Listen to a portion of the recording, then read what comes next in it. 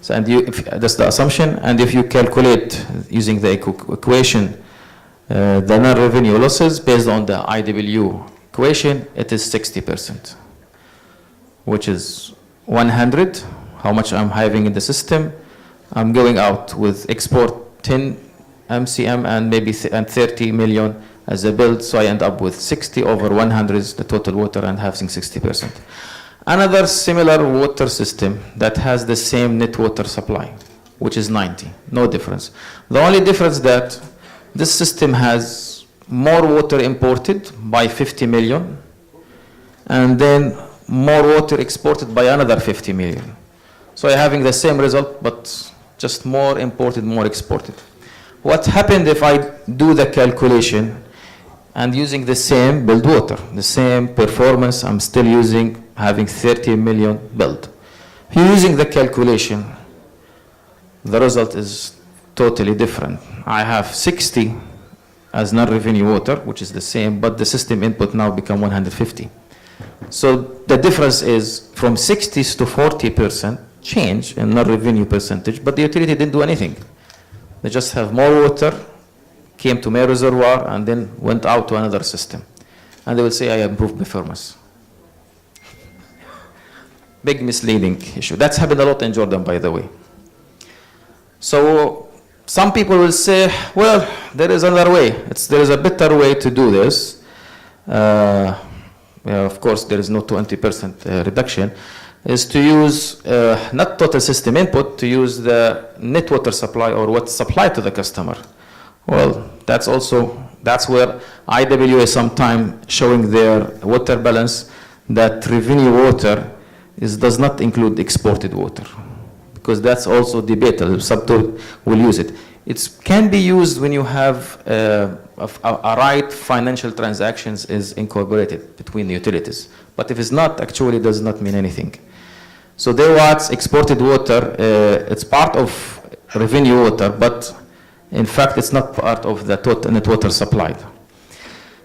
And if you calculate the non-revenue water based as percentage of water supplied or net water supplied, using the same equation, the only change will be that exported should be subtracted from the total system input. So if you do the calculation again, simply we have exported here instead of 100 at the bottom, we'll have 90 here. We'll have the same here because this is again 60 to 60, 110 to 10, and 60 over 90 will have the same percentage. It's 66.7 now. Now, that's the main change. Now, we have 3 percentages using the same systems for calculating non-revenue percentage. 40%, then we have 60%, and now we have 67.7. So which one is correct? In fact, none of them is correct. And that's the problem. And they keep using percentages to compare the utility itself with its performance this year and next year and with other utilities using the same approach. And this is a totally misleading approach. Why it is a totally misleading approach? I'm going to show you in the next slide. In fact, every utility has a different operating and infrastructure condition. None of the utilities has the same condition between each other, and even the same utility does not have the same condition all the time. Part of this, we have all the time a different supply, particularly in a rational water system like Jordan, we have a different supply of time. We have different consumptions level, the customer's portfolio difference between utilities. Even the same utilities continue to be changing, and we have different pressure levels, we have different network length to serve the same number of customers, different number of customers, or connection number, and so on. So using the system as a percentage of system input actually doesn't work with all these factors. I'm just going some examples to show what happened with under different conditions. Here we have informations of supply time different from several utilities in a country. It's a real information. We have the losses here as expressed as a percentage, but we have also the supply of hours for each utility which is on, per day. In general, the percentages are high, but for all of them, but the supply hours is varies. We have 9, we have 20 hours per day, and we have 10, we have 3 hours with losses of 71%, and so on. If you look at them, and you just jump based on percentage, you will say this one is the best, this one is the worst, 78, 78. But in fact, everyone has different supply hours. How I can compare companies with different supply of hours? It doesn't work. We have to normalize. Either we switch them all to 24-hour and then see how much run revenue will be, or we normalize. If you normalized, which basically calculating through the 3 hours will be 20 hours and recalculate the losses, and using not percentages because percentage will not change, we will use what we call losses per connection per day. Using the information available, this is actually the losses we will have. The utilities that has poor performance, it looked like it's much better than others because the supply of hours is totally different. I've just got back to the other slide. Like this one, 87, 65%. If you go, this is D or E. If you look at E, it's much better than this because you're calculating per connection. So we have to understand the differences. Usually you have to normalize. That is just one factor. If taking an example of consumption, different consumption level. Two utilities, they have the same condition of network, the same number of connection, the same customer, the same pressure. This is theoretical, of course. And at the end, they have the same non-revenue as a percentage. The only thing, they have a different consumption level. How this is done, and this is just an example. System input, for example, 100, consumption 80,000, non-revenue 20, and we'll end up with 20% of non-revenue as a percentage of system input. If we double the supply and we double the consumption, the non-revenue will be doubled, but the percentages are still the same. If you look at them and you compare them, you'll see, well, both look similar. They have the same performance. But in fact, no. Which one is better? Who can guess? Which one? This one. In fact, yes. And why? Because if you calculate the losses per connection per day, here we have 20. And if you calculate it on the second one, it is 40. So for the same number of connection, we have double losses per connection, which means this is performing better than this. That's another factor we have to consider.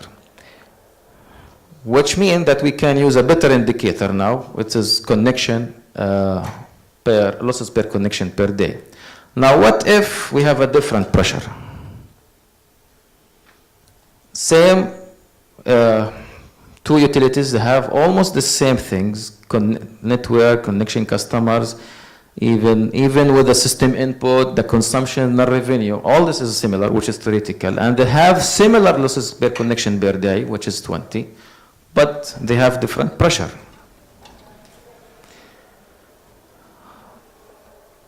So one has 30 meter average pressure in the system, the other one has 10. So which one will be better? If you compare with percentage, they are the same. They have the same percentage, same losses, everything. But one of them is performing better. The second one? Who's saying the second one? The high pressure. If a utility managed to have the same losses but under higher pressure, which is usually a better service, that means they are performing better. So pressure is another factor should be considered, and we've used the same equation, liter per connection per day per pressure, meter pressure. We will have the losses here is 20 over 30 meter, while the second case will have a losses 20 per 10 meter, which is 3 times better as performance.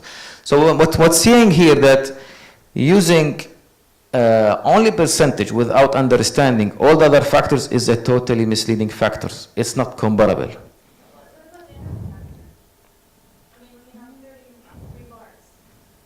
The energy you might need it to do pressure or to supply water. That's another factors. But for the utility, that's for the cost recovery, for the efficiency of using the pumps. But I'm talking here about the losses. So expressing the losses as a percentage is totally misleading. That's the message. Don't use losses for comparing utility performance. It's totally misleading. Even for the same utility, comparing its performance this year with the second year, it's totally misleading because all the time they have operating differences. I'm just recalling an experience personally. I had a utility when we have a report. A year, they have a losses of 60% for a quarter. And next year, they have a losses of 40%. It was weird for me how you could improve 20% of losses without having any change in the way you are operating. The simple answer was, yeah, I just reduced the supply of hours. Simple. He didn't do anything, just reduce the supply of hours. And then all performance improved. How come?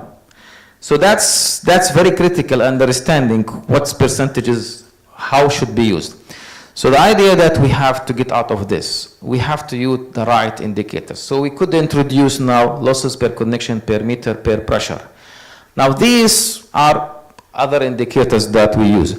But at the end, the message that we need to understand why we're using the objectives of using these indicators. If I want to set targets and performance to track individual system, just individuals, I can use the indicators as a volume or losses per connections and per kilometer, but percentages, no.